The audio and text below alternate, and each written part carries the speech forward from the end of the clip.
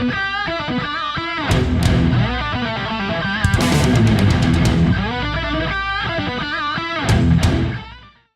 welcome to Monster Transmission. You're in Curt's Corner. Today we're going to go over how to change the linkage on the E4OD or 4R100 Ford transmission. There are different linkages, obviously, for different applications, and it may not be the same as the one we ship you, so we have to replace the linkage. It's very simple. The biggest part of the job is dropping the pan. So we're first going to start by evaluating that, do I need to change the linkage or not? Now here we have an E4OD, and the linkage arm itself is actually removable. There's a threaded shaft here, and there's a nut. You can remove the nut in this linkage. Now this is the original one from the original transmission. So it's definitely a totally different linkage, has a different length arm, and a different angle. And I highly suggest taking the linkage out of your original unit first, so that makes you familiar with how to take the system apart. But again, we'll start by, yes, we do need to change the linkage, and this is what we do. Most pan bolts on the E4OD 4R100 transmission have a 10 millimeter head, but some of the early ones have a 13 millimeter head on the pan bolts. This one happens to have 13 millimeter head. So we're going to roll it over and remove the pan. So all the bolts are removed. You remove the pan. You see this has a reusable pan gasket. It's not a cork, it's not fiber, it's reusable. So to remove the linkage, the first thing you want to do is you can remove the filter. Simply lift up on it and twist it, and it'll slide right out of the pump assembly. Okay, now that you can see the inside, in the back here, down in this area, there's a tensioner. This tensioner is pressing against the rooster part of the knobby area of the linkage system itself. You do need to reduce the tension by loosening that bolt, which is a 5/16 or 8 millimeter. So don't remove it completely, just loosen it. Okay, there's a nut right here on the shaft. You need to loosen that nut. 13/16 wrench, and you loosen that nut. You need to remove the nut completely because that shaft is going to slide out of the case. Be careful you don't drop it up inside the case. Then you'll be hunting a nut out of the transmission. Remove the nut, and the linkage assembly falls down. Okay? Now, there's a roll pin in the case right here. Use 2 small screwdrivers, stick it in the rounded area here of the casting of the case, and pry the 2 screwdrivers against each other, against the roll pin, and lift up. And when the roll pin comes up high enough, hold it out of the casting of the case. Now the shaft will slide out of the case. There's a seal here. Be careful you don't, when you pull the linkage out, that you don't pry it left or right, because then you'll distort this seal and then it won't seal the linkage. Keep in mind, the linkage can be facing up towards the top of the transmission, or it could be facing down.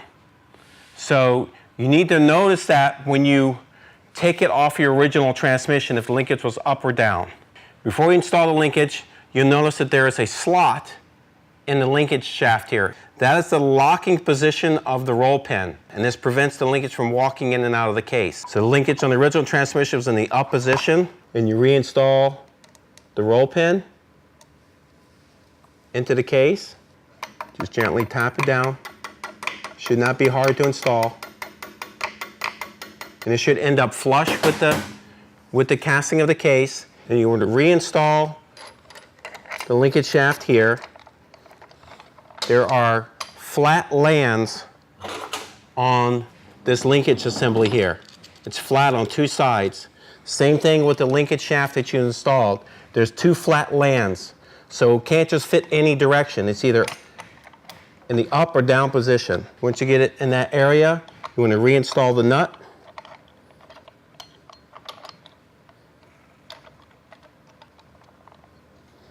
Pretty straightforward. Now here's a critical component. This shaft must fit in to this last land on the linkage. If you tighten the linkage and it does not pull the valve, then obviously you're going to shift it and it's not going to change the gear that the transmission's in.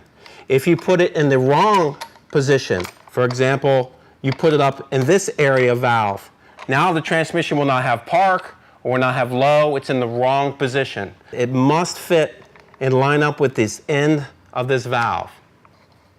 Before you tighten it all the way, just verify it's in the right slot and the linkage moves.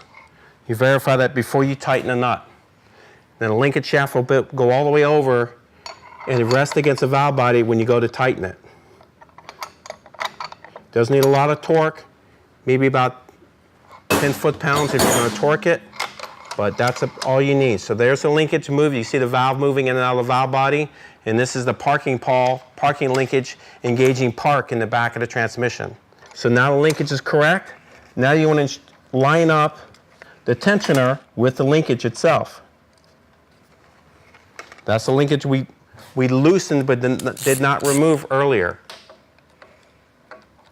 You do not want to use an impact gun because it's very easy to strip this bolt out of the aluminum case. There is a hole in the case to line the back part of the tab up, and the front part roller goes on to the rooster part of the linkage assembly. So you just tighten that down the same, about 10-15 foot-pounds, and again check it.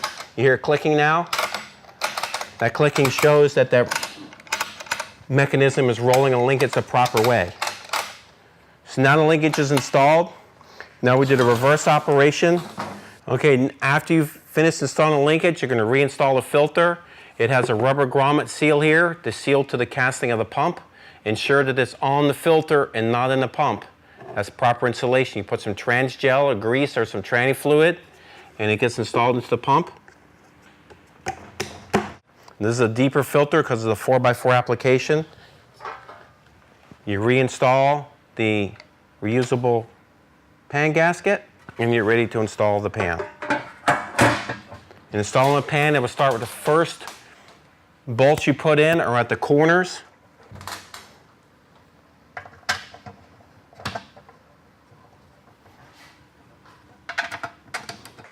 And do it in a crossing pattern. I usually do 2 at a time to keep it level. So you just want to torque them.